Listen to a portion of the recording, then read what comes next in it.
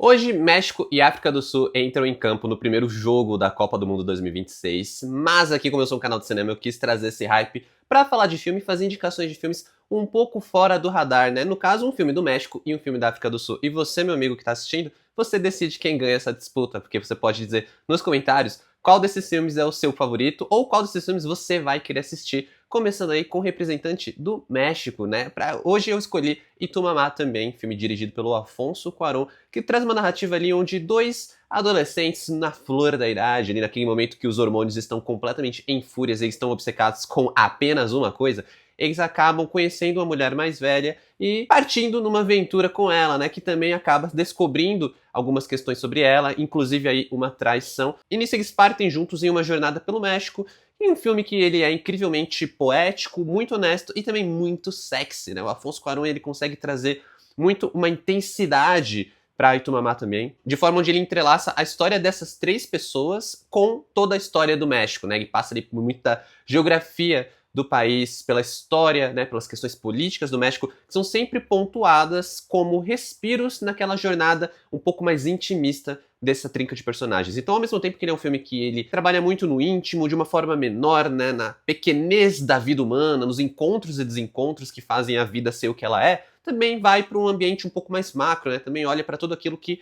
está ao nosso redor, nesse caso, ao redor dessa trinca de personagens, só que voltada muito mais, como eu falei, para a história, para a geografia, para o país em si, né? O México é quase um personagem em Itumamá também, é um filme que ele define muito bem. Eu acho que é toda a filmografia do Cuarón também, não é o ator que ele faria depois Roma, mas isso fica talvez para outro jogo do México, né? Vamos focar aqui no filme que eu tô indicando dessa vez, porque eu tenho certeza que você vai se sentir muito envolvido com a narrativa aqui, né? É um ritmo muito fluido, é um ritmo muito poético, como eu falei, e eu acho que ele é muito um filme que fala sobre a vida, sobre o tempo passando, de uma forma que ele aborda ao mesmo tempo a grandiosidade, mas também a banalidade da vida, sabe? É uma coisa assim de como a gente é pequeno nesse mundão e no tempo, né? O fator tempo conta muito, porque a gente tá ali, a gente está num piscar de olhos quando a gente olha para a história do mundo no geral. Então é um filme que meio que aborda os seres ali, as pessoas dessa maneira, mas ao mesmo tempo destacando a importância, a individualidade e o impacto que cada um exerce, não apenas ali na questão maior, como por exemplo na questão histórica ali que eu falei do país, mas é claro na vida do outro, não é à toa que a gente vai acompanhando esses três personagens que vão se envolvendo numa relação muito única, muito forte,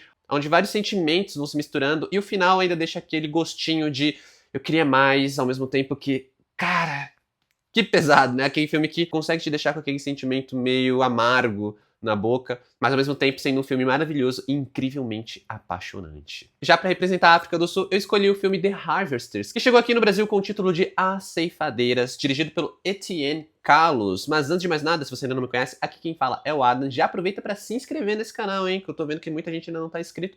Já se inscreveu? Beleza? Vamos continuar falando de The Harvesters. Aqui a gente acompanha a narrativa de um garoto que ele vive ali com a família que é muito conservadora dentro de uma cultura de minoria étnica, né? Então ele tem sempre aquela questão assim de eles serem uma minoria, de eles serem uma questão de ter que se ajudar, todos se ajudarem, até que, né, a mãe dele acaba adotando um outro garoto, trazendo um outro garoto para casa, meio que pra dar uma certa provocação pro Jano, porque o Jano ele é um cara muito sentimental, ele é um cara muito emocional, um cara muito sensível, o que é um pouco mal visto pelos outros membros da família. Afinal de contas, ele tem que herdar aquela fazenda, ele tem que herdar aquela colheita da família, aquele ambiente, né, aquelas posses, mas aparentemente talvez ele não seja o cara mais adequado. Claro, não porque ele não seria profissionalmente adequado, mas porque a família não enxerga ele com os bons olhos, já que ele é um cara tão sensível assim. Porém, ao trazerem esse órfão para casa, né, que é o Peter, eles pensam que isso pode acabar provocando o Jano ao ponto de ele se tornar o homem que eles querem que ele seja. O problema é que o tiro meio que sai pela culatra e o que a gente tem aqui desenhado é uma tensão psicológica muito forte, já que esses dois garotos eles meio que entram quase com um senso de competição entre si. Em um filme em que o Etienne Carlos ele trabalha toda essa narrativa de uma forma muito sufocante, muito claustrofóbica, né? Toda a atmosfera de The Harvesters é muito pesada e é aquela coisa que a gente fica sempre meio perdido para saber o que vai acontecer a seguir, né? A gente nunca sabe qual vai ser a próxima virada do filme e isso deixa a gente num estado de alerta muito angustiante que faz com que a gente se envolva muito na narrativa. É uma narrativa muito bem feita, muito bem montada e uma direção muito bem conduzida, é um filme super bem filmado, tem uma fotografia bem legal e trabalha muito essas questões de masculinidade frágil, de preconceitos e, é claro, dessa disputa masculina entre dois adolescentes que poderiam estar vivendo a vida de uma forma muito mais tranquila se não fossem por aqueles valores conservadores religiosos incrivelmente,